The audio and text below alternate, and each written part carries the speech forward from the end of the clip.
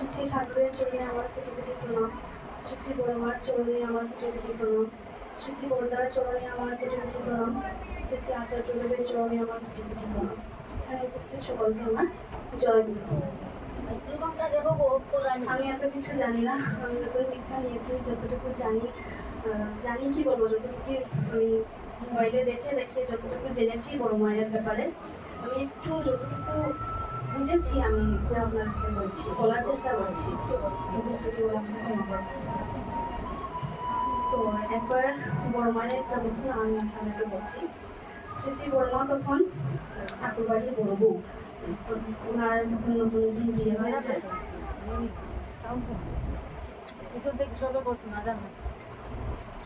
ওনার তখন সদ্য বিয়ে হয়েছে, এক বছর খানিক হয়েছে ওনার বিয়ে হয়েছে। তো ওনার প্রতিবেশী একজন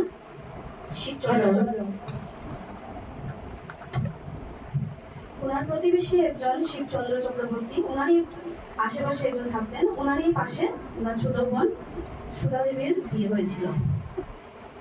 তো একদিন কি হয়েছে, সুধা দেবীরও বিয়ে হয়েছে, নতুন বিয়ে হয়েছে। তো বিয়ের পর আমরা যেরকম আমরা সবাই করে থাকি, বাবার বাসাতে যাই, অনেকদিন নাইয়র করে আসি, বাবা মার সাথে আনন্দ ফুর্তি করে আসি, সেইভাবেই সুধা দেবী গিয়েছিলেন বাবার বাসাতে ঘুরতে। এবং ওইখানে গিয়ে বড় মায়ের, হয়তো অনেকে আমরা তো গল্প করি যে বড় বোন কিরকম আছে, ভালো আছে নাকি, কিরকম আছে, তো এই ব্যাপারে গল্প করছিল। তো সুধা দেবী যখন বাবার বাসা থেকে নাইয়র করে এসেছেন, তো বড় বোন তো বড় মা তো আশেপাশেই থাকেন। তো হঠাৎ একদিন কি হয়েছে, বড় মা পদ্মার ঘাটে গেছেন জল আনতে। তো হঠাৎ করে ওনার ছোট বোনের সাথে ওনার দেখা হলো। তো দেখা হতে ছোট বোন বললেন, দিদি ভালো আছিস এরকম বলছিলেন আর কি। তো বলছি, হ্যাঁ ভালো আছি, তুই তো বাবার সাথে গেলি, তো বাবার বাসার সবাই ভালো আছেন নাকি, এগুলো জিজ্ঞেস করছিলেন আর কি। বাবা মা যারাই আছেন সবাই ভালো আছেন নাকি। তো বলছিলেন, হ্যাঁ সবাই তো ভালোই আছেন, কিন্তু সবাই, মা বাবা তো তোর জন্য, মা তো খুব কাঁদছিল তোর জন্য। উনি বললেন, কেন মা কেন কাঁদবেন আমার জন্য, মা কেন কাঁদছিলেন? তো বলছে, না মা বলছিলেন আমার এত সুন্দর ফুটফুটে একটা মেয়েকে বিয়ে দিলাম, কোথায় বিয়ে দিলাম, ঠাকুর ডক্টরি পড়তে কোথায় কোথায় যান, কত বিদেশিদের সাথে মেলামেশা করেন, কি কোন জায়গায় মেয়েকে বিয়ে দিলাম, আমরা কি ভুলটাই না করলাম। উনি কাঁদছিলেন ছোট মেয়ের কাছে, বোনের ব্যাপারে এইসব বলে। তো ওই কথাটা যখন উনি শুনছিলেন ছোট বোনের কাছ থেকে, তো ওনার খুবই রাগ হচ্ছিল এবং খুব দুঃখ হচ্ছিল যে মা বাবা এগুলো কি বলছেন। তো ওনার যে দুঃখ হচ্ছিল বা মনে যে ক্রোধ আসছিল, ওটা উনি প্রকাশ করছিলেন না, কিন্তু ওইটা ওনার বড় মায়ের মুখে ওটা প্রকাশ পাচ্ছিল। ওইটা ওনার ছোট বোন বুঝতে পারছিলেন যে বোনের তো এগুলো কথা শুনে খুবই রাগ হচ্ছে এবং খুবই ওনার দুঃখ হচ্ছে। তো উনি এগুলো কথা শুনে আর কিছুই বললেন না, উনি এখান থেকে চলে গেলেন, নিয়ে এখান থেকে চলে গেলেন। তো ছোট বোন ভাবলেন, কি হলো, এখান থেকে উনি বোন চলে গেলেন কেন, আমি কি এমন বললাম। তো এরপরে মাসের পর মাস চলে যায়, বছরের পর বছর চলে যায়। ছোট বোন তো আর এত সামনে থাকেন, তবু ছোট বোন আর বড় মাকে দেখতে পান না, বড় বোনকে দেখতে পান না। তো ভাবলেন, মা কি হলো। তো ছোট বোনকে ওনার মা জিজ্ঞেস করছিলেন, কি রে কি হলো, ও তো আমাদের কথা জিজ্ঞেসও করে না, আসেও না, কিছু না। তো তখন বড় মায়ের শাশুড়ি মা অর্থাৎ মনমোহিনী দেবী, উনি বলছিলেন যে কি এমন বলুন, কোথায় বাবার সাথে যাবে, ঘুরে ফিরে আসবে, তো বাবার বাসার কথাই বলে না, এটা কিরকম কিরকম মেয়ে। তো হঠাৎ একদিন কি হলো, বড় মায়ের বাবা উনি উনি বলছিলেন যে একবার দেখে আসি, দুই মেয়েকে আশেপাশেই আছে, তো দেখে আসি। তো বাবা গেলেন, গিয়ে ছোট বোনের বাসাতে গেলেন, গিয়ে অনেক আনন্দ ফুর্তি করলেন এবং খাওয়া দাওয়াও করলেন। পরে উনি গেলেন ওনার বড় মেয়ের বাড়িতে গেলেন। বড় মেয়ের বাড়িতে গিয়ে উনি যখনই ঢুকলেন, বড় মায়ের নাম ধরে উনি ডাকছিলেন।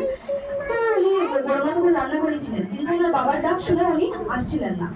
তো উনি বাবাকে দেখে ঘুমটা মাথায় করে উনি ওনার ঘরে চলে গেলেন। তো বাবা বলল, কি রে, আমাকে দেখে ঘরে চলে গেল। তো তখন মনমোহিনী দেবী ঘর থেকে বেরিয়ে এলেন, বিয়ান বসে আসেন পরে আসেন। তো তখন উনি ডাকলেন, বড় বৌমা এদিকে আসো, এসে বাবাকে প্রণাম করো। তো তিনি এলেন, বাবাকে ঘুমটা দিয়ে যখন প্রণাম করছিলেন তখন ওনার চোখ থেকে জল বাবার পায়ে পড়ছিল, তখন বাবা বুঝতে পারছিলেন।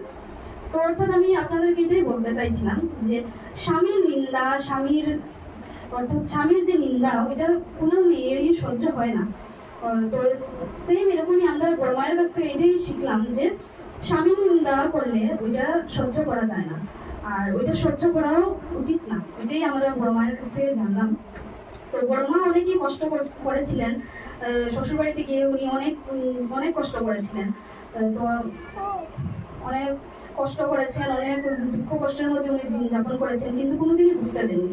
তো ঠাকুরের কাছে যেরকম বড় মা ছিলেন সবকিছু, সেই বড় মায়ের কাছেও ঠাকুর ছিলেন সবকিছু।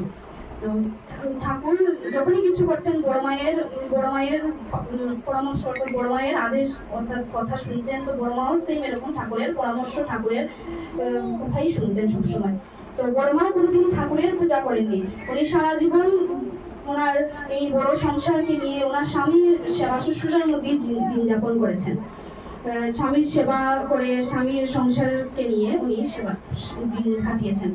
তো ঠাকুর একদিন বলেছেন, ঠাকুর সবসময় বলেছেন যখনই তুমি ঈশ্বরকে ডাকবে তখন তুমি একদম মন থেকে ডাকবে। তো বড় মা যখনই ঈশ্বরকে ডাকতেন তখন উনি ওনার স্বামীর মুখখানটাই ওনার চোখের সামনে ভেসে উঠতো। তো আরেক সময় আরেকটা ঘটনা বলি। তো একবার ঠাকুর বসেছিলেন বিছানার উপরে, তো খুব গরম পড়েছিল তখন। তো উনি কুলারের ব্যবস্থা করার জন্য বলছিলেন, তো উনি এক সাইডে থেকে বসেছিলেন। তো হঠাৎ করে উনি যখন কথাটা বলতে যাচ্ছিলেন বড় মাকে, তখন উনি হঠাৎ করে হাতটা পিছলে যায় এবং হাতটা পিছলে ওনার ডান হাতটাতে খুব ব্যথা হয়, ডান হাতটাতে ব্যথা পেয়ে যান এবং খাওয়া দাওয়া ঠিক মতো করতে পারছিলেন না। তখন বড় মাও 42 দিনের মতো 42 দিন উনি খাওয়া দাওয়া কিছুই করেননি। উনি বলেছেন আমি যতদিন না আমার ঠাকুরের ডান হাত ঠিক হচ্ছে ততদিন আমি কিচ্ছুই খাবো না, আমি দানা স্পর্শই করবো না।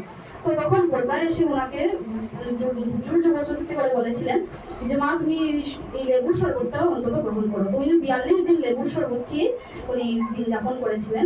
তো ওনার ওইটাই উনি স্বয়ং ছিলেন একজন লক্ষ্মী মা, তার জন্যই তার প্রাণী আচার আচরণের জন্যই আজকে এত কোটি কোটি মানুষের কাছে তিনি পূজিত এবং সকল আমাদের এত কোটি কোটি মানুষের কাছে আজকে বড় মা হয়ে উঠেছেন। এবং আজকে আমরা ওনাকে পূজা করি এবং ওনাকে লক্ষ্মী মা হিসাবে আমরা মানি এবং মেনে যাব।